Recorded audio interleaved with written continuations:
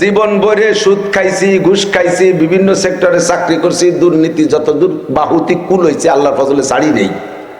করিডোরে যখন রিটায়ার্ড হয়ে গেছে সেই সময় তওবা পড়ছে। পুলিশের চাকরি টাকরি করে পেনশন এসে আস্তাগফিরুল্লাহ, আর কোনোদিন ঘুষ খাবো না। কে খাবো না? কয় চাকরি ছুটি গেছে। চাকরি থাকতে তুমি তওবা করো। মেম্বার সাহেব ফেল করে কয় যে আর কোনোদিন ওই বিজিএফ কাটবে সেটা খাবো না। কে খাবো না? কয় 6 ভোটে ফেল করছে। তাহলে পাশ করলে তুমি তওবা হচ্ছে না। 90 বছরে বুড়ো নাকের মধ্যে পাইপ দিয়ে সেলাইন খাওয়াচ্ছে, বুড়ো তওবা হতে আস্তাগফিরুল্লাহ, আর কোনোদিন ডাকাতি করবো না। কে করবা না? কয় উঠার বল নাই, হাঁটুতে জোর নেই। 90 বছরে বুড়ো আস্তাগফিরুল্লাহ, আর কোনোদিন জিনা করবো না। কে? কয় যে আর করার সময় নেই তো, ডায়াবেটিস 32। তাহলে শক্তি থাকতে তুমি তওবা করো নাই, তওবা করছো অসময় এসে। জীবন ভরে আকাম কুকাম করে তবলিগে 3 সিল্লা দিয়ে, সরমুনায় 1 গুল্লি দিয়ে, কোন পীরের কাছে মুড়ি দিয়ে, পাগড়ি 3 খেতায় দিয়ে একটা বাইন্দে, 43 বন্ধের জুব্বা একটা গায়ে, ঘাড়ের উপরে যায় নামাজ, বগলে দস্তারখান, হাতে কোড়া লাঠি, 500 দানা তসবি, চশমা কপালে লাগাইয়া গোনো গোনো টিবরি মারে উনি মুহাদ্দিস মুফতি হয়ে গেছে। ফতোয়া দেয় মৌলবী লাগে কোন সাগে, মৌলবী লাগে কোন সাগে। আলেমরা কি করে, হুজুররা কি করে? 4 তলা টিফিনকারি পাঠায় নিয়েছে, পাবলিকের বাড়ি পাঠায় দেয়, 4 তলা করে পাঠায় খাবার দেয়, জায়গায় বসে খাইয়ে খাইয়ে পেট ডলে। মৌলবীরা কি রে? মৌলবীরা কি করে? মৌলবীরা হলো প্রোডাক্টার, মৌলবীরা হলো টেকনিশিয়ান। মৌলবীরা কি করে? আমাদের এদিকে এখানে বেকারি আছে না, বেকারির ভিতরে বিস্কুট, কেক, পাউরুটি ইত্যাদি বানায় না, যারা বানায় তাদেরকে বলে টেকনিশিয়ান। যারা বানায় ভিতরে বসে দিনের বেলা কি ব্যানে করে আবার তারাই বেশি বেড়ায়। কতক্ষণ বেচে কারা? ওই ভ্যানালারা আলাদা আছে। এই ভ্যানালারা কি ওই পাউরুটি কেক বানাতে পারে? ওরা পারে প্যাডেল মেরে মেরে ওগুলো বেশি বেড়াতে, কালেকশন করে ওরা, ঠিক না? তো 4 ঘন্টা টেকনিশিয়ানরা পাউরুটি কেক বানায় টানাইয়া থুইয়ে ওরা নাক ডেকে এসির রুমের মধ্যে যে ঘুমোচ্ছে, মোটা বেতন ওকে, মোটা বেতন ওকে। আর ওরা যা বানায় দিয়েছে তাই এই খরার মধ্যে দিয়ে, রোদির মধ্যে দিয়ে, ঝড় তুফানের মধ্যে দিয়ে বেঁচিয়ে বেঁচিয়ে আরো টাকা কালেকশন করার সময় কত গ্যাঞ্জাম ফাসাদ করা লাগে। নাক বসকায় ফেলা দিয়েছে, চাকার পাম ছাড়িয়ে দিয়েছে, খোড়াতি খোড়াতি বৃষ্টির মধ্যে দিয়ে ঠেলতে ঠেলতে আই নিয়ে টাকা কয়টা আইনিয়ে দিয়েছে, ওকে দিয়েছে 10 ভাগের 1 ভাগ, আর মোটা বেতন ওকে। এইভাবে ওরা বেশি বেশি খাইয়ে মোটামুটি সংসার চালায় রাখতেছে। এখন কিছুদিন পর এর মধ্যে হিংসে ঢুকছে। হ্যাঁ, মাত্র 4 ঘন্টা কয়েন রুটি মুটি বানাইছি, তো শুয়ে থাকে, মোটা বেতন নাই, আর আমরা দেশ ভরে ঘুরে বেড়াই। ও টেকনিশিয়ানকে লাগে কোন সাগে? টেকনিশিয়ানকে লাগে কোন সাগে? টাকা তো আমরা কামাই করি, বাড়ি বাড়ি দাঁড়ে দাঁড়ে দোকানে দোকানে যাবে, জল বৃষ্টি উপেক্ষা করে সবকিছু আমরা করে নিয়েছি। উন্ডা হয় যে 3-4 ঘন্টা একটু বিস্কুট বানাইছি, তো শুয়ে থাকে, আর মোটা বেতন নেয়, ওকে লাগে কোন সাগে? এইগুলো যদি ভেসকি মারে তাহলে কেমন লাগে কন্ত দেই? তা ঠিক আছে, তোকে যদি খারাপ লাগে তাই তুই রুটি বানায় খা, তোরা কেক বিস্কুট বানায় নে, তা তো পারবা না বানাতি। কথা কর না কেন? তোরা তো তা পারবি রে, বানাবি তো হীরা, বেসবি তোরা। যদি তোদের বেসকিও খারাপ লাগে, এদের পর অভিযোগ লাগে, যা ব্যান খান তুই বাড়ি যা। যদি গেটি গুল্লি দিয়ে খেদায় দেয় তারপরে করি খাবি নাকি? গেটি গুল্লি তো যদি তাড়ায় দেয় যে তোর বেশি খারাপ লাগে, টেকনিশিয়ানদের বড় অভিযোগ, মালিকের উপরে অভিযোগ, উনি বৈষম্য করে, তাহলে যা বের হয়, আমার এখানে মাল তৈরি হবে, যার দরকার সে নিয়ে যাবে না। একটা মালও পড়ে থাকবে না, দোকানদাররা সেখান থেকে নিয়ে যাবে। আগে নিত তো, এখন না ব্যানে পৌঁছয় দেয়, ঠিক না? আল্লাহ তাবারাক ওয়া তাআলা শাহী দরবারে শুকর আদায় করি যে আল্লাহ পাক রব্বুল আলামিন একটা দামি মাসের দামি সময়, শাবান মাস চলতেছে। আজকে শাবান মাসের 4 তারিখ। এবার তারিখ রাখতে সকলেরই সহজ হয়ে গেছে, ইংরেজি এবং আরবি একসাথে চলতেছে। শাবান মাসের 4 তারিখ আমাদের প্রাণপ্রিয় শিরগিরাম আজিজুল উলুম মাদ্রাসার ময়দানে কিছু হিদায়তি কথা বলা এবং শোনার জন্য আল্লাহ পাক আমাদেরকে পছন্দ করে ডেকে নিয়ে আসছেন। মাইয়ুরিদিল্লাহু বিহি খাইরান, হাদিস, আল্লাহর নবী বলেন, আল্লাহ তাআলা যার কল্যাণ চান, আল্লাহ যার কামিয়াবি, কল্যাণ, ভালাই চান, মাইয়ুরিদিল্লাহু বিহি খাইরান ইউফাক্কিহু ফিদ্দীন, আল্লাহ তাআলা তাকে দ্বীনের বুঝ দান করেন, দ্বীনের কাজ করার সুযোগ ও তৌফিক তাকেই আল্লাহ তাআলা দান করেন। এমনিতেই 24 ঘন্টা কওমি মাদ্রাসায় কোরআনের তিলাওয়াত হতে থাকে। অভিযোগ হতে পারে যে 24 ঘন্টা হয় তো ছাত্ররা ঘুমোয় না, খায় না, বাথরুমে যায় না। যতক্ষণ সজাগ থাকে ততক্ষণের ব্যাপারে আর কোনো অভিযোগ আমি করি না, আমি সচক্ষে দেখি, আমি তো মাদ্রাসার হুজুর। তো ঘুমের সময়টাও তেলাওয়াত করে, এই প্রশ্নটার জবাবই দেই। আমারও মাদ্রাসা আছে বাড়ির কাছে মাদ্রাসা, রাতের বেলা যাই মাদ্রাসায়, মাহফিল শেষ করে রাত 1টা 2টা 3টা, এক এক দিন এক এক রকম হয়ে যায়। অনেক সময় বাসায় ঢোকার আগে মাদ্রাসায় ঢুকি, বেশিরভাগ আমি ঢুকেই আমার বাম পাশে মাদ্রাসার ভিতরে, বাম পাশে হেফজখানা, টিনের ঘর। তো এই যে দেখি সব ছেলে ঘুমাচ্ছে, হুজুরও ঘুম। মাঝে মাঝে এ জায়গায় একটা ছেলে, ও জায়গায় একটা ছেলে তিলাওয়াত করে উঠতেছে ওই ঘুমের মধ্যে। সে ঘুমাচ্ছে, স্বপ্নে দেখতেছে দিনের বেলা বা সজাগ থাকতে যে সবকটা পড়ছিল ওই সবক সে স্বপ্নেও পড়তেছে। এ জায়গায় একজন পড়ে ওঠে, ও জায়গায় একজন পড়ে ওঠে।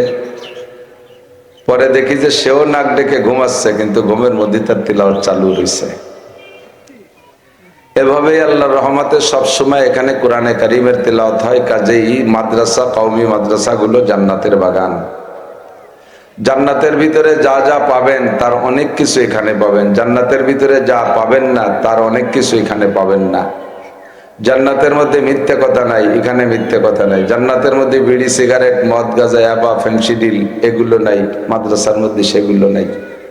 জান্নাতের মধ্যে বেহায়াই, বেশরমি নাই, এর ভিতরে তা নাই। জান্নাতের ভিতরে গালাগালি, কাজাকাজি নাই, মাদ্রাসার মধ্যে সেগুলো নাই। জান্নাতের ভিতরে চুরি, ডাকামি, ডাকাতি, লুচ্চমি, বদমায়াশি নাই, মাদ্রাসার মধ্যে আল্লাহর রহমতে তা নাই। জান্নাতের ভিতরে একে অপরকে দেখলে সালাম দেবে, আসসালামু আলাইকুম, আসসালামু আলাইকুম। জান্নাত এখানেও সেভাবেই দেখবেন যে ঢুকেই পাবেন সালাম। তো সব মিলিয়ে দেখা যায় এটা একটা জান্নাতি পরিবেশ। তারপরে মাহফিল উপলক্ষে যে আয়োজনটা, এটাকে হুজুর আলাইহিস সালাম নিজেই বলেছেন জান্নাতের বাগান।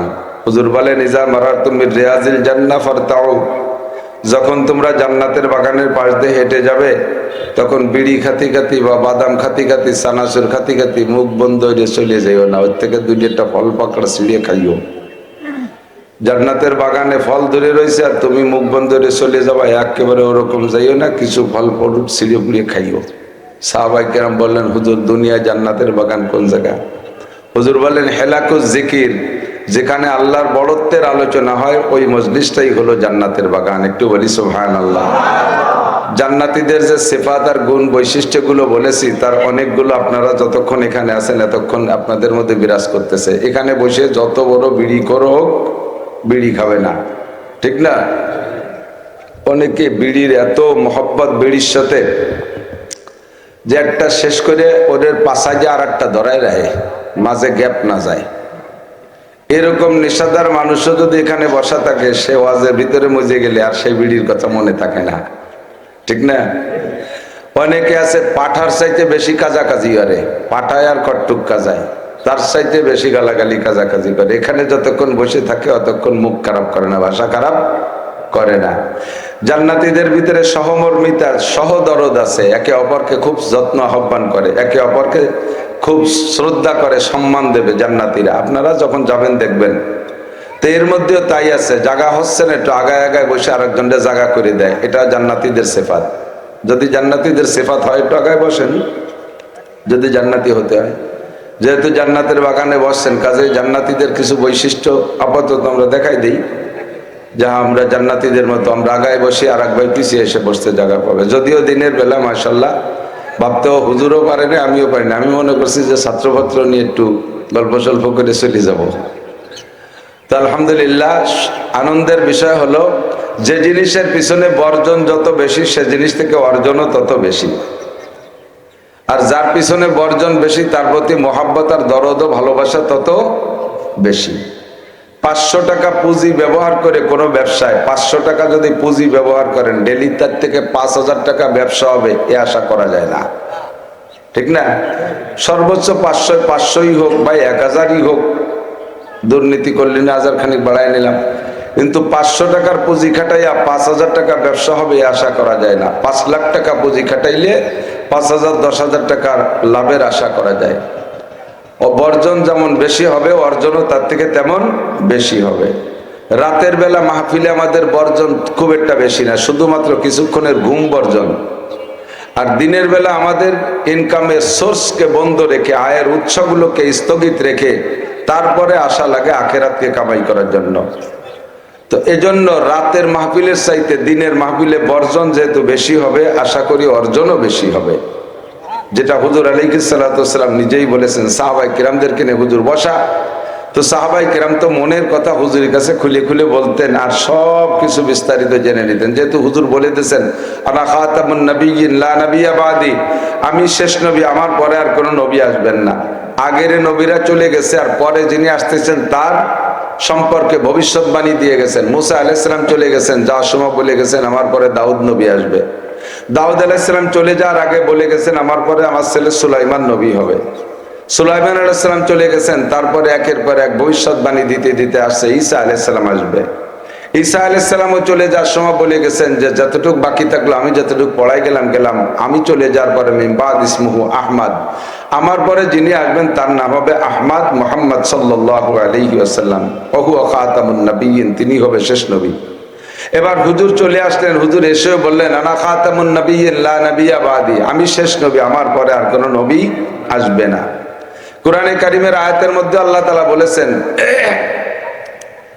আল্লাহ পাক রব্বুল আলামিন বলেন মা কানা মুহাম্মাদুন আবা আহাদিম মির রিজালিকুম ওয়ালাকিন রাসূলুল্লাহি ওয়া খাতামান নবিয়্যিন। শুনতে শুনতে তো সবার মুখস্থ হয়ে গেছে আয়াতটা, মিলাদের মধ্যে পড়ে। তো হুজুর আল্লাহ পাক নিজেই বলেন যে মুহাম্মাদুর রাসূলুল্লাহ তোমাদেরকে আব্বা না। কথা এসে গেলে একটু ফাঁকে বলে যাই, সবসময় সব কথা আসে না, আসছে যেহেতু কয়ে দেয়। আল্লাহর নবীর চাইতে বড় পীর কি দুনিয়ায় আসছে? পীর হিসেবে যদি ধরেন, নবীর চেয়ে বড় পীর আসে নাই। আর কিয়ামত পর্যন্ত শুধু আব্দুল কাদের জিলানী বড় পীর, নবীর চাইতে বড় পীর। জি, আব্দুল কাদের জিলানীও নবীর উম্মত।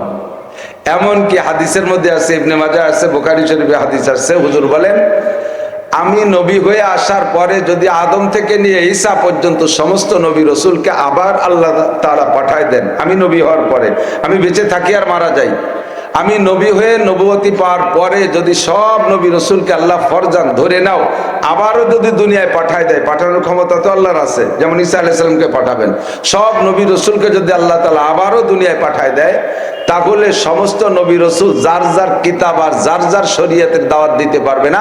সকলের উপরে ওয়াজিব আমাকে নবী বলে স্বীকার করে আমার কলেমার দাওয়াত, আমার কোরআনের দাওয়াত দিতে হবে, আমার উম্মত হিসেবে বশ্যতা স্বীকার করতে হবে। তাহলে হুজুর শেষ নবী, এটা কোরআনেও বলেছেন, নবীও বলেছেন, সাহাবায়ে কেরাম জানেন। তাহলে আগের নবীরা উম্মতকে বলে গেছে আমার কাছে যতটুক পাইছো পাইছো, আর যতটুক বাকি থাকে পরের যে নবী আসতেছে ওনার কাছ থেকে নিও। কিন্তু যখন সাহাবায়ে কিরাম কোরআন আর হাদিস দিয়ে জানলেন যে হুজুরের পরে আর কোনো নবী আসবে না, কাজেই আমাদের যা জানা দরকার এই হুজুরের কাছ থেকে জানিয়ে রাখতে হবে, ঠিক না? বক্তারা ধারাবাহিক এখন থেকে বয়ান শুরু করলাম, আমার কাছ থেকে যেটুকু শুনছেন মনে অনেক দাবি যাচ্ছে এত এত শুনবো, তা আমি যতটুকু পারছি বললাম, বাকি আমার সময় শেষ চলে যাওয়ার আগে বললাম, পরবর্তীতে বক্তা আসতেছে উনি বাকিটুক বলবে, আপনারা সেই অপেক্ষায় থাকলেন। এই করতে করতে করতে করতে শেষ বক্তা এসে গেল, এখন দেখেন যে মনের অনেক কথা বাকি রয়ে গেছে। সেই সময় মনের মধ্যে একটু খারাপ লাগে, এই কথাগুলো কিভাবে শুনবো। ছোট্ট এখন চিরকুট লে পাঠাই দিয়েছেন মোহতান সাহেবের কাছে যে হুজুর এইটুকু একটু হুজুরের যে বলান দি এইগুলো তো একটু শোনা দরকার ছিল। তো শেষ বক্তার কাছে যাইয়ে সবকিছু ফাইনাল করে জেনে নিতে হয়। নবী হলেন শেষ বক্তা। হুজুরের কাছে সাহাবায়ে কেরাম মন খুলে জিজ্ঞেস করছেন। একদিন জিজ্ঞেস করতে করতে বলতেছেন, হুজুর আমরাও মোমেন, আখেরি জামানায় যারা আসবে তার মধ্যে অনেক মোমেন হবে, ইমানদার হবে, তো যে ইমান গ্রহণ করে তাকে বলে মোমেন। তা আমরাও মোমেন, আখেরি জামানায় আপনি যখন থাকবেন না তখনও মোমেন আসবে, তো এই দুই মোমেনের ইমানের মধ্যে কি কোনো পার্থক্য আছে মর্যাদাগত দিক দিয়ে? কাদের ইমানের দাম আল্লাহর কাছে বেশি? আমরাও আমল করি আপনার সামনে থেকে, তারাও অনেক আমল করবে, তা আমাদের আমল আর তাদের আমলের মধ্যে কি কোনো পার্থক্য আল্লাহ ঘটাবেন নাকি? প্রতিদান দেওয়ার ব্যাপারে কোনো ব্যাসকম করবে? হুজুর বললেন, দারুণ একটা প্রশ্ন করেছ, তোমরা যারা আমার সামনে বসে আমাকে দেখে দেখে আমার নুরানি চেহারা দেখে তোমরা পাগল হয়ে মোমেন হয়ে গেছো। আমি 3200 অলৌকিক ঘটনা দেখাইছি, এই দেখে দেখে তোমরা বিশ্বাস করছো আমি নবী। আমি আকাশে আঙ্গুল দিয়ে ইশারা দিয়ে চাঁদটাকে দ্বিখণ্ডিত করে জমিনে নামাইছি, এ দেখে তোমরা বিশ্বাস করছো আমি নবী। আমি একটা গাছকে যদি ডাক দিই গাছ এদিকে গাছ শিকড় থেকে মলমল করে উঠে আমার কাছে চলে আসে, এবং খালি আসে না, সে আসার সময় কলেমায় শাহাদাত পড়তে পড়তে আসে। এদিকে তোমরা বিশ্বাস করছো যে হ্যাঁ ইনি সত্যই নবী হবে, এভাবে তোমরা ঈমানদার। আর একটা সময় আমি থাকবো না, আর এই কিছুই দেখাইতে পারবো না। আমার উলামায়ে কেরামরা এই কিস্সাগুলো উম্মতকে শুনাবে, আর তারা বোকার মতো শুনবে আর বিশ্বাস করবে। কনা আমিন। বিশ্বাস করেন না আপনারা? এই বিশ্বাসের পর তারাও ঈমানদার আর তোমরাও ঈমানদার। তোমরা ঈমান এনেছো নগদ দেখে দেখে, আর তারা ঈমান আনবে এই সমস্ত কিস্সা শুনিয়ে। কাজেই তোমাদের ঈমানের চেয়ে তাদের ঈমানের দাম আল্লাহর কাছে 100 গুণ বেশি। তোমাদের ঈমানের চাইতে আখেরি উম্মতের ঈমানের দাম 100 গুণ বেশি। এবং আমলের পার্থক্য কেমন হুজুর বলেন, তোমাদের আমলের চেয়ে তাদের আমলের পার্থক্য শুনে নাও। মান তামাসসাকা বিসুন্নতি ইনদা ফাসাদে উম্মতি ফালাহু আজরু মিয়াতি শাহীদ। তোমরা যারা আমার সাথে থেকে বদরে 14 জন শহীদ হয়েছে, তোমাদের মধ্যে 70 জন আমার সাথে উহুদে যে শহীদ হয়েছে, এই শহীদের, এই উহুদ বদরের শহীদ বাঙালি শহীদ না। বাঙালি শহীদ তো শহীদ হরিপদ, মাঝে মাঝে হিন্দু নামের সাথে শহীদ দেয়া দেই, এইরকম শহীদ না। যারা উহুদ আর বদরে যাইয়া আমার সাথে থেকে যুদ্ধ করে কাফেরের মোকাবেলায় লড়তে লড়তে শাহাদাত বরণ করেছে, এইরকম শহীদের 100 শহীদের যেই নেকি আখেরি জামানার উম্মতে একটা সুন্নতের পর আমল করে সেই নেকি পাবে। কারণ তোমাদের এখন আমল করা সহজ, তোমরা আছো অনুকূল পরিবেশে, তোমরা আছো অনুকূল পরিবেশে, ইবাদতের কারখানার মধ্যে আছো। এই মাদ্রাসার ভিতরে ছেলেদের পড়ায়, এখানে কি মেয়েদের পড়ায় নাকি? এখানে যদি 4টে দেওয়াল দিয়ে আটকানো থাকে, আর একটা ছেলে শাওয়াল মাসের 8 তারিখে মাদ্রাসা খোলার দিন ঢুকছে, আর শাবান মাসের 14 তারিখে ফাইনাল পরীক্ষা দিয়ে বের হইছে, প্রায় 11 মাস। এই 10.5-11 মাস ভিতরে রয়েছে, এর ভিতরে একটা মেয়ে ছেলে নাই। একজন উস্তাদ বা একজন ছাত্র যদি এখন ক্রেডিট ঝাড়ে, আমি একটা বছরের ভিতরে কোনো নারীর চেহারা দেখিনি, কোন মহিলার চেহারা দেখিনি 1 বছরের ভিতরে। কেন দেখো নাই? আমি যে জায়গা থাকি ও জায়গা বিটিরা আসেই না। কাজেই পর্দা করা বড় সহজ হয়েছে না। তো মাদ্রাসার 4 দেওয়ালের মধ্যে থাকিয়া কোন ছাত্র শিক্ষক 1 বছর না 100 বছর পর্দা করে জেনে কি পাবে? একটা কলেজ যেখানে সহশিক্ষা, নারী আর পুরুষের সহশিক্ষা আছে, ওই জায়গা থেকে যদি একজন প্রফেসর বা একজন মাস্টার বা একজন স্টুডেন্ট ছাত্র, সে যদি 1 ঘন্টা বলে যে আমি 1 ঘন্টার ভিতরে কোনো নারীর চেহারার দিকে তাকাই নেই, আমি মাদ্রাসায় বসে 100 বছর পর্দা করে জেনে কি পাবো? ওই 1 ঘন্টা তার চেয়ে বেশি পাবে। কারণ আমি হলো পর্দার শতভাগ পরিবেশের মধ্যে আছি, এখানে বেপর্দার বালাই নাই। আর সে বেপর্দার কারখানার মধ্যে থেকে পর্দা করছে, সে নফসের সাথে মুজাহাদা বেশি করছে। আল মুজাহিদু মান জাহাদা নফসা। হুজুর বলেন সবচেয়ে বড় মুজাহিদ হলো যে নফসের সাথে জিহাদ করতে পারে। হুজুর বলেন আমার সাথে আসো, তোমরা আসো স্বর্ণ যুগে, তোমরা আসো ইবাদতের অনুকূল পরিবেশে। এখানে বসে ইবাদত করার চাইতে আখেরি জামানায় এখন আমার সামনে থেকে আমার সাথে থেকে গলা কাটায় দেয়া যত সহজ। খেয়াল করেন, হুজুর বলেন আমার সাথে থেকে গলা কাটায় দেয়া যত সহজ, যুদ্ধের ময়দানে যাইয়া আখেরি উম্মতের হাতের নখ কাটা অত সহজ হবে না। একদল আছেন এর শুয়োরের মতো নখ রাখে, স্টাইল পার্টি, ওরে 5000 টাকা দিলেও নখ কাটতে রাজি না। ওর নখ ঝুলে ঝুলে ওর বান্ধবীরে দেখাবে, আনন্দ দেবে। মহিলা তার বন্ধুরে নখ দেখায় দেখায় আনন্দ দেবে, তৃপ্তি দেবে। 5000, 10,000, 20,000 টাকা তার কাছে কিছু না, তার নখের দাম বেশি। হুজুর বলেন আমার সাথে থাইকা গলা কাটায় দেওয়া যত সহজ, আখেরি উম্মতের জন্য নখ কাটা অত সহজ হবে না। কাজেই আমার সাথে থেকে তোমরা যারা ইবাদত করতেছো, তার চাইতে আমার আখেরি উম্মতের ইবাদতের প্রতিদান আল্লাহ 1000 গুণ বাড়াই দেবে। কন্যা সুবহানাল্লাহ, আল্লাহু আকবার। তো রাতের বেলা ওয়াজ শোনা, এটা আমাদের অনুকূল পরিবেশ। খেয়াল করেন, রাতের বেলা ওয়াজ শোনা অনুকূল পরিবেশ। কাম নাই কাজ নাই, খাইয়ে দেয় এসে বসে থাকলাম, সাইডে বাদাম নিয়ে বসলাম, ঘুম আসলি, মাঝে মাঝে ফাঁক্কা মারলাম। এ ওয়াজের মাঠে দিনের বেলা বাদাম খাই কি? সারা দেশে দেখি ওয়াজ যখন ভেঙে যায়, চলে যায়, সবাই জায়গায় জায়গায় তুপ তুপ বাদামের খোসা। সম্ভবত মনে নাই এই জায়গা না, কোন জায়গা দূরে কোনো এক জায়গা হবে। সুটপার হুজুর রহমাতুল্লাহ আলাইহি ছিলেন, খলিলুর রহমান সাহেব হুজুর, ও না মালা মাদ্রাসা। রাতের বেলা আমি আর হুজুর ওয়াজ করছি, করে টেরে ঘরে গেছি। এর মধ্যে কিছুক্ষণ পরে ওনরা আবার ওই তবারক দেয়। তবারক দেওয়ার সময় সব জায়গায় কিন্তু খানিকটা গ্যান্দাম ফাসাদ হয়, লাগিয়ে গেছে তুমুল মারামারি। একজন কয়েছে কি হলো, কি দেখেন কি হলো? হুজুর কয়েছে এতক্ষণ যা শুনছে তাই আমল করতেছে, ওয়াজের আমল করতেছে। তো এখানে ওয়াজ করি মাঝে মাঝে বাদামের খোসার পর আমল করে, একসাথে দুই কাজ ভালো হয় না, খুব লক্ষ্য করে শুনতে হবে, খেয়াল করবেন না ইনশাআল্লাহ। তো আল্লাহ পাক রব্বুল আলামিন আমাদেরকে জাগতিক কিছু কাজ বিসর্জন দিয়ে আখেরাত অর্জনের জন্য আসার বসার তৌফিক দিয়েছেন। ছোট বড় সকলেরই কম বেশ কাজ থাকে দিনের বেলা, আর দিনের কাজ দিনের বেলা। দিন দুই ভাবে উচ্চারণ করি আমরা, মানে উচ্চারণ একইভাবে করি, লিখতে গেলে দুই রকম লিখি। দিন রাতের যে দিন, এটা দয়ের শিকারের ন দন্তন ন দিন, আর ধর্মদিন যে দিন, এটা দয় বফালা দীর্ঘিয়ার ন দিন। কিন্তু আমরা বাংলায় উচ্চারণ এতটা পার্থক্য করে করি না। আরবিতেও ঠিক আছে, উর্দুতে বলে দিন, দালনুন যে দিন, এই দিন মানে হলো রাত দিন। আর ধর্মদিন যে দিন, এটা আরবিতে লেখার সময় লেখে দাল ইয়ে নুন দিন, দিন মানে ধর্ম। যেহেতু আমরা উচ্চারণের পার্থক্য করি না, এই জন্যই একই সাথে বলি যে দিনের কাজ দিনের বেলা, দিনের কাজ দিনের বেলা বিসর্জন দিলে ইনশাআল্লাহ নেকি আমরা বেশি পাবো। আল্লাহ তাআলা আমাদের নসিব করে, বলেন আমিন। সময় আসর পর্যন্ত অল্প কিছু আমলের কথা বলার চেষ্টা করবো ইনশাআল্লাহ। আল্লাহ পাক রব্বুল আলামিন বলেন, কুল, হে নবী উম্মতকে বলে দাও। এই কুল শব্দ কোরআন শরীফের ভিতরে খুঁজলে পাবেন 332 বার, 332 বার কুল শব্দ আসছে। যে বিষয়গুলো ইম্পর্টেন্ট ওইগুলো বলার জন্য আল্লাহ নবীকে আদেশ করছে, কুল এইটা বলেন, কুল ওইটা বলেন, কুল এইটা বলেন, কুল ওইটা বলেন, কুল আউযু বিরাব্বিন নাস, কুল আউযু বিরাব্বিল ফালাক, কুল হুয়াল্লাহু আহাদ, কুল ইয়া আইয়ুহাল কাফিরুন, কুল লাইন ইজতামাতিল ইনসু ওয়াল জিন, কুল লাউ কানাল বাহরু মিদাদাল লিকালিমাতি রাব্বি, কুল হাল ইয়াস্তাউইল লাযিনা ইয়ালামুনা ওয়াল লাযিনা লা ইয়ালামুন।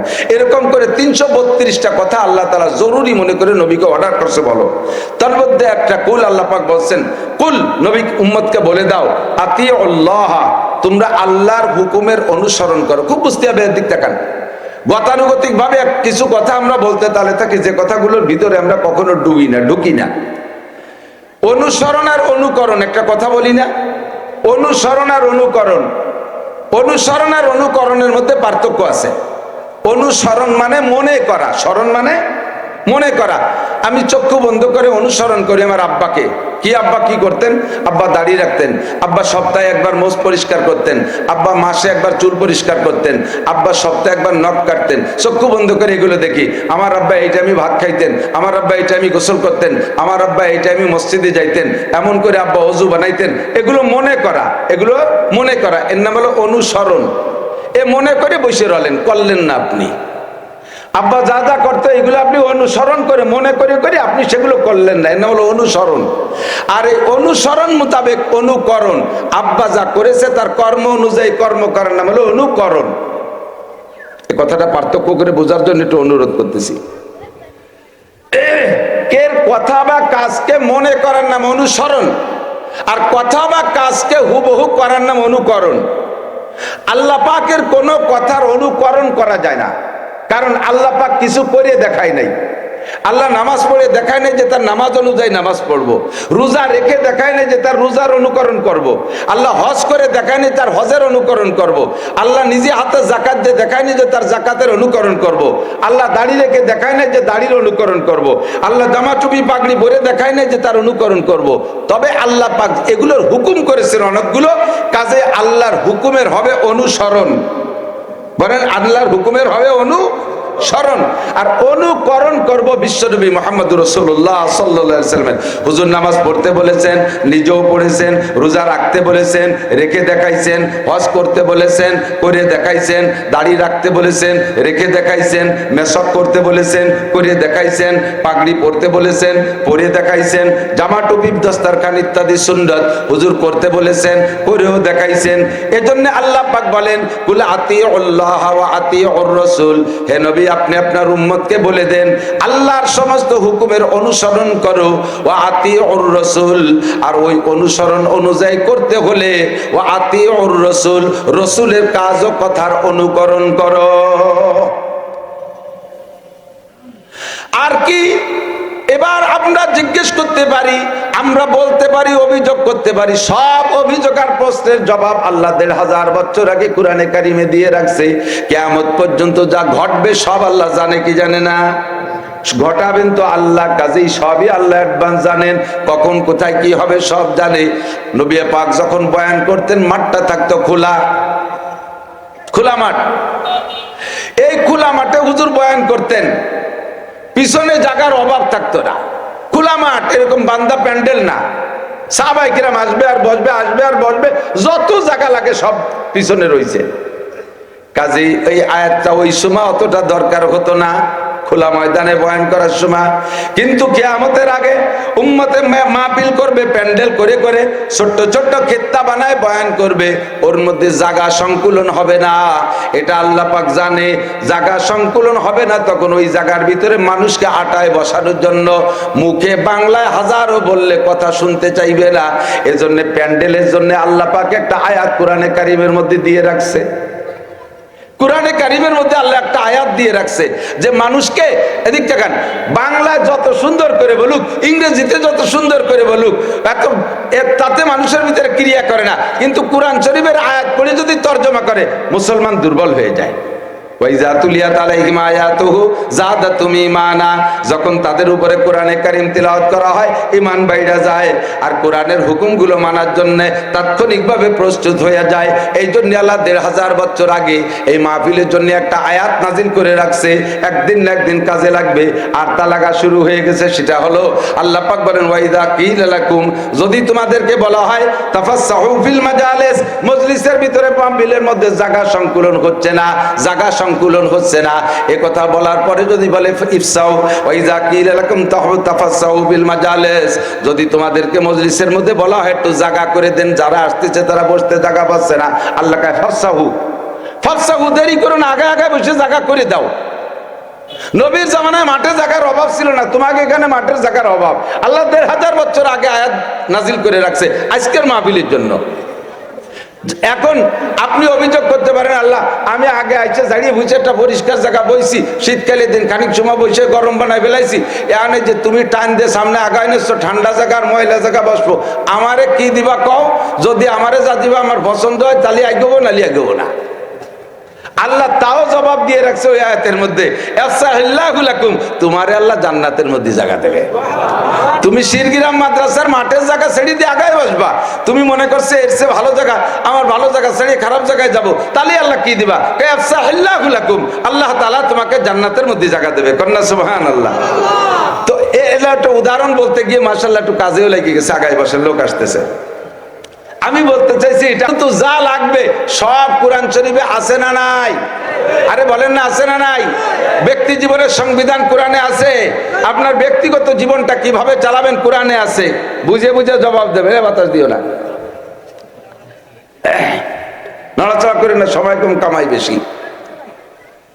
ব্যক্তি জীবনের সংবিধান কোরআনে আছে না নাই? যদি কোরআনে না থাকে তাহলে কোরআনকে বোঝানোর জন্য, ব্যক্তি জীবন বোঝানোর জন্য নবী পাক সাল্লাল্লাহু আলাইহি ওয়াসাল্লাম আমাদের জন্য হাদিস রেখেছেন। তাহলে আমরা বলবো ব্যক্তি জীবনের সংবিধান কোরআন হাদিসে আছে না নাই? পারিবারিক জীবনের সংবিধান যা লাগবে কোরআনে আছে না নাই? একটু আছে বললে আপনি সাক্ষী দেন, আপনি ইমানদার বলে সাব্যস্ত করেন। চুপ করে বসে থাকলে বোঝা যাবে যে আপনার মধ্যে সন্দেহ আছে, না আপনি বিশ্বাস করেন না যে কোরআন হাদিস ব্যক্তি জীবনের পূর্ণ জীবন চালানোর মতো সংবিধান দিতে পারে না। তারপরে পরিবার জীবন চালাইতে কোরআন হাদিসের পূর্ণ সংবিধান দিতে পারে না, আপনার মধ্যে এই সন্দেহের ভাবটা আসবে। ব্যক্তি জীবন, পরিবার জীবন পূর্ণ চালানোর জন্য কোরআন হাদিসের সংবিধান আছে না নাই? সামাজিক জীবন চালানোর সংবিধানও কোরআনে হাদিসে আছে। তারপরে অর্থনীতি পরিচালনা করবেন কিভাবে, আপনি ধনী হবেন, গণী হবেন, বিশাল শিল্পপতি, কোটিপতি হবেন, সবকিছুর সংবিধান কোরআন হাদিসে আছে। আছে না নাই? রাজনীতি কোরআনে আছে না নাই? আছে। এই জায়গায় কত গেলে অর্ধেক হয়ে গেলেন যে। যদি কোরআন হাদিসের রাজনীতি থাকে তাহলে কোরআন হাদিসের রাজনীতি মসজিদে বসে করবো, আপনি ঠেয়াবেন কেন? মসজিদে কোরআন হাদিসের আলোচনা, রাজনীতির আলোচনা উঠাইলে স্থানীয় এই কোরআন হাদিসের ইসলামী রাজনীতির বিরোধী যারা আছে, জেনারেল রাজনীতি, তারা কয় হুজুর মসজিদের মধ্যে রাজনীতি করবেন না। কেন করবো না? কেন? আর মসজিদের মধ্যে রাজনীতি চলবে না, তোমার পচা রাজনীতি চলবে না, তোমার মানব রচিত রাজনীতি মসজিদে চলবে না। নবী পাকের সংসদ ভবন ছিল মসজিদে নববী, নবী পাকের হাইকোর্ট ছিল মসজিদে নববী, নবী পাকের বিশ্ববিদ্যালয় মসজিদে নববী, নবী পাকের কলেজ মসজিদে নববী, নবী পাকের হাই স্কুল মসজিদে নববী, নবী পাকের প্রাইমারি স্কুল মসজিদে নববী, নবী পাকের মাদ্রাসা মসজিদে নববী, নবী পাকের জেলখানা মসজিদে নববী। সাহাবী একজন যুদ্ধে যায়নি, তারে ধরে খুঁটির সাথে মসজিদের খুঁটির সাথে বাঁধতে দিত 40 দিন। মসজিদে নববীর খুঁটির সাথে 40 দিন বেঁধে রাখছে। 40 দিন পরে ওই লোকটার কান্নাকাটিতে তার তওবা কবুল করছে, আল্লাহ তাআলা তার তওবা কবুল করে আয়াতে একটা নাজিল করে দিয়েছে। তাহলে আমি এটা কেন করব না? তাহলে আমার রাজনীতি জীবনে যত সংবিধান লাগবে তাও কোরআন হাদিসে আছে না নাই? আমার আন্তর্জাতিক নীতিতে যা লাগবে তাও কোরআন হাদিসের মধ্যে আছে। কাজেই কোরআন হাদিসকে সামনে রেখে চললে ব্যক্তি জীবন থেকে নিয়ে আন্তর্জাতিক জীবন পর্যন্ত কোনো জায়গা মাইর খাবেন না, সব জায়গায় লাভবান হবেন ইনশাআল্লাহ। ছোট্ট করে একটু বলি, প্রমাণ করি। আপনারা জান এখন নিউজে তো পাচ্ছেন সবাই, টেলিভিশন খুললে পাইতেছেন, ফেসবুক খুললে পাচ্ছেন, ইউটিউব খুললে পাইতেছেন, গুগলে সার্চ দিলে পেয়ে যাচ্ছেন, বিভিন্ন মিডিয়ায় আসতেছে। আফগানিস্তানের অবস্থা দেখেন, সারা পৃথিবীর ভিতরে সম্পূর্ণ কোরআন সুন্নাহ অনুযায়ী একটা দেশই মাত্র চলতেছে, সৌদি আরবও নাই, জায়গায় জায়গায় দুই একটা আছে সৌদি আরবে, বাকি পূর্ণ ইসলাম সেখানে বাস্তবায়ন হচ্ছে না। একমাত্র আফগানিস্তান শতভাগ ইসলামের উপরে চালাইতেছে মাত্র 2 থেকে 2.5 বছর।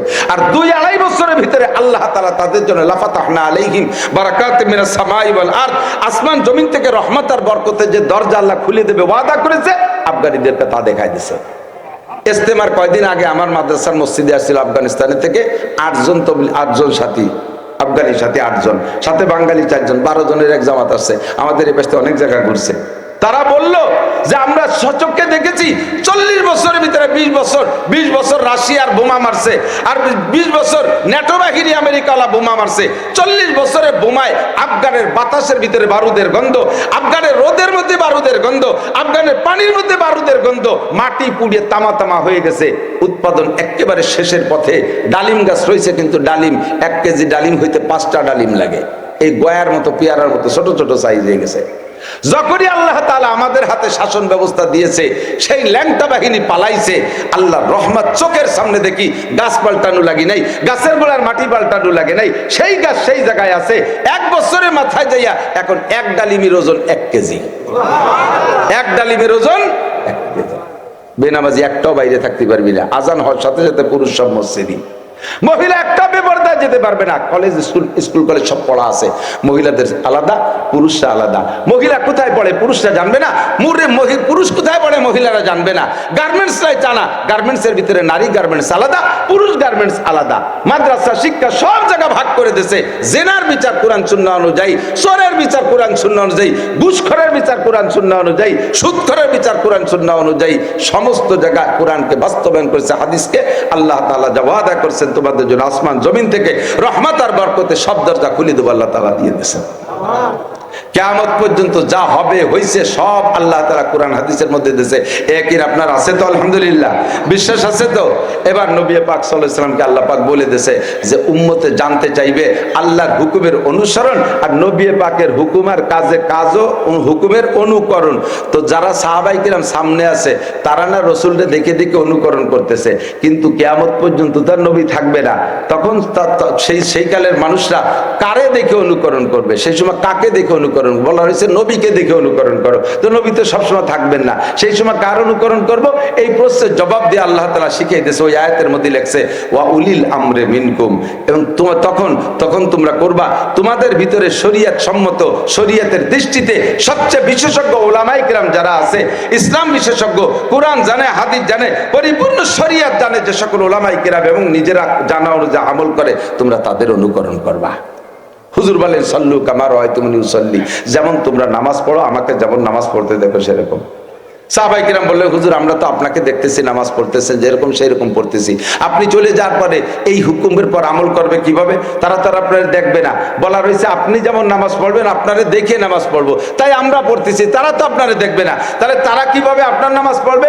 হুজুর বলেন ইন্নাল উলামা ওয়ারাসাতুল আম্বিয়া, সমস্ত উলামায়ে কিরাম নবীদের অ্যাসিস্ট্যান্ট। নবীকে অনুকরণ করাও যে উলামায়ে কিরামকে অনুকরণ করাও যা, নবীকে অনুকরণ করাও তা। কাজেই উলামায়ে কিরাম নবীর নকশে কদমে চলে, কোরআন হাদিস পড়ে তারা সেই অনুযায়ী চলে। উলামায়ে কিরামের নামাজ দেখলে সাধারণ পাবলিক বুঝে নিতে পারবা যে এটাই হলো মুহাম্মদুর রাসূলুল্লাহ সাল্লাল্লাহু আলাইহি ওয়াসাল্লামের নামাজ। নবীর রোজা দেখে সেভাবে উলামায়ে কিরামের রোজা দেখে রোজা রাখো, তারা তাহলে বুঝবা যে এটাই রাসূলের রোজা। উলামায়ে কিরামের দাড়ি দেখে দাড়ি রাখো, বুঝবা যে এটা নবীওয়ালা দাড়ি। উলামায়ে কিরামের টুপি দাড়ি পাগড়ি দেখে সেভাবে আমল করো, বুঝবা যে এটাই হলো নবীওয়ালা আমল। এবার হুজুর বলেন, আল্লাহ পাক আরো বলেন,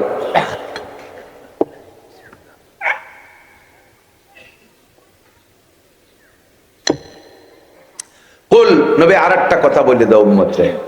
তাহলে আমরা শুরু থেকে ওই কথার ফিনিশিং দিয়ে আসি। আমরা অনুসরণ করব কার? অনুকরণ করব কার? মুহাম্মদুর রাসূলুল্লাহ, মুহাম্মদুর রাসূলুল্লাহ সাল্লাল্লাহু আলাইহি ওয়াসাল্লাম। ঠিক আছে তো? নবীকে এখন দেখতেছি না, এখন অনুকরণ করব কার?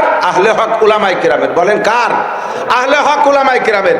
জীবন ভরে সুদ খাইছি, ঘুষ খাইছি, বিভিন্ন সেক্টরে চাকরি করছি, দুর্নীতি যতদূর বাহুতি কুল হয়েছে আল্লাহর ফজলে ছাড়ি নেই। করিডোরে যখন রিটায়ার্ড হয়ে গেছে সেই সময় তওবা করছে। পুলিশের চাকরি টাকরি করে পেনশন এসে আস্তাগফিরুল্লাহ, আর কোনোদিন ঘুষ খাবো না। কে খাবো না? কয় চাকরি ছুটি গেছে। চাকরি থাকতে তুমি তওবা। মেম্বার সাহেব ফেল করে কয় যে আর কোনোদিন ওই বিজিএফ কাটবে সেটা খাবো না। কে খাবো না? কয় 6 ভোটে ফেল করছি। তাহলে পাশ করলে তুমি তওবা হচ্ছে না। 90 বছরে বুড়ো নাকের মধ্যে পাইপ দিয়ে সেলাইন খাওয়াচ্ছে, বুড়ো তওবা হতে আস্তাগফিরুল্লাহ, আর কোনোদিন ডাকাতি করবো না। কে করবা না? কয় উঠার বল নাই, হাঁটুতে জোর নেই। 90 বছরে বুড়ো আস্তাগফিরুল্লাহ, আর কোনোদিন জিনা করবো না। কে? কয় যে আর করার সময় নেই তো, ডায়াবেটিস 32। তাহলে শক্তি থাকতে তুমি তওবা করো নাই, তওবা করছো অসময় এসে। জীবন ভরে আকাম কুকাম করে তবলিগে 3 সিল্লা দিয়ে, সরমুনায় 1 গুল্লি দিয়ে, কোন পীরের কাছে মুরিদ হইয়া, পাগড়ি 3 খেতায় একটা বাইন্দে, 43 বন্ধের জুব্বা একটা গায়ে, ঘাড়ের উপরে যায় নামাজ, বগলে দস্তারখান, হাতে কোড়া লাঠি, 500 দানা তসবিহ, চশমা কপালে লাগাইয়া ঘন ঘন টিবরি মারে। উনি মুহাদ্দিস, মুফতি হয়ে গেছে। ফতোয়া দেয় মৌলবী লাগে কোন সাগে, মৌলবী লাগে কোন সাগে। আলেমরা কি করে, হুজুররা কি করে? 4 তলা টিফিনকারি পাঠায় নিয়েছে, পাবলিকের বাড়ি পাঠায় দেয়, 4 তলা করে পাঠায় খাবার দেয়, জায়গায় বসে খাইয়ে খাইয়ে পেট ডলে। মৌলবীরা কি রে? মৌলবীরা কি করে? মৌলবীরা হলো প্রোডাক্টার, মৌলবীরা হলো টেকনিশিয়ান। মৌলবীরা কি করে? আমাদের এদিকে আছে না বেকারি, আছে না? বেকারির ভিতরে বিস্কুট, কেক, পাউরুটি ইত্যাদি বানায় না? যারা বানায় তাদেরকে বলে টেকনিশিয়ান। যারা বানায় ভিতরে বসে দিনের বেলা কি ব্যানে করে আবার তারাই বেশি বেড়ায়। কতক্ষণ বেচে কারা? ওই ভ্যানালারা আলাদা আছে। এই ভ্যানালারা কেউ পাউরুটি কেক বানাতে পারে? ওরা পারে প্যাডেল মেরে মেরে ওগুলো বেশি বেড়াতে, কালেকশন করে ওরা। ঠিক না? তো 4 ঘন্টা টেকনিশিয়ানরা পাউরুটি কেক বানাই টানাইয়া থুইয়া ওরা নাক ডেকে এসির রুমের মধ্যে যে ঘুমাচ্ছে, মোটা বেতন ওকে, মোটা বেতন ওকে। আর ওরা যা বানায় দিয়েছে তাই এই খরার মধ্যে দিয়ে, রোদির মধ্যে দিয়ে, ঝড় তুফানের মধ্যে দিয়ে বেঁচিয়ে বেঁচিয়ে আরো টাকা কালেকশন করার সময় কত গ্যাঞ্জাম ফাসাদ করা লাগে। নাক বসকায় ফেলা দিয়েছে, চাকা পাম ছাড়িয়ে দিয়েছে, খোড়াতি খোড়াতি বৃষ্টির মধ্যে দিয়ে ঠেলতে ঠেলতে আই নিয়ে টাকা কয়টা নিয়ে দিয়েছে, ওকে দিয়েছে 10 ভাগের 1 ভাগ, আর মোটা বেতন ওকে। এইভাবে ওরা বেশি বেশি খাইয়ে মোটামুটি সংসার চালায় রাখতেছে। এখন কিছুদিন পর এর মধ্যে হিংসে ঢুকছে। মাত্র 4 ঘন্টা কয়েন রুটি মুটি বানায়, শীত হয়ে শুয়ে থাকে, মোটা বেতন নেয়, আর আমরা দেশ ভরে ঘুরে বেড়াই। ও টেকনিশিয়ানকে লাগে কোন সাগে? টেকনিশিয়ানকে লাগে কোন সাগে? টাকা তো আমরা কামাই করি, বাড়ি বাড়ি দাঁড়ে দাঁড়ে দোকানে দোকানে যাবে, জল বৃষ্টি উপেক্ষা করে সবকিছু আমরা করে নিয়েছি। উন্ডা হয় যে 3-4 ঘন্টা একটু বিস্কুট বানায়, শীতে শুয়ে দেয়, আর মোটা বেতন নেয়। ওকে লাগে কোন সাগে? এইগুলো যদি বেশকি বাড়ে তাহলে কেমন লাগে কোন তো দেই? তা ঠিক আছে, তোকে যদি খারাপ লাগে তাই তুই রুটি বানায় খা, তোরা কেক বিস্কুট বানায় নে, তা তো পারবা না বানাতি। কথা কর না কেন? তোরা তো তা পারবি না, বানাবি তো এরা, বেশবি তোরা। যদি তোদের বেশকিও খারাপ লাগে, এদের পর অভিযোগ লাগে, যা ব্যান খান তুই বাড়ি যা। যদি গেটি গুল্লি দিয়ে খেদায় দেয় তারপরে করি খাবি নাকি? গেটি গুল্লি তো যদি তাড়ায় দেয় যে তোর বেশি খারাপ লাগে, টেকনিশিয়ানদের উপর অভিযোগ, মালিকের উপরে অভিযোগ, উনি বৈষম্য করে, তাহলে যা বের হয়, আমার এখানে মাল তৈরি হবে, যার দরকার সে নিয়ে যাবে না। একটা মালও পড়ে থাকবে না, দোকানদাররা এসে সেখান থেকে নিয়ে যাবে। আগে নিত তো, এখন না ভ্যানে পৌঁছয় দেয়। ঠিক না?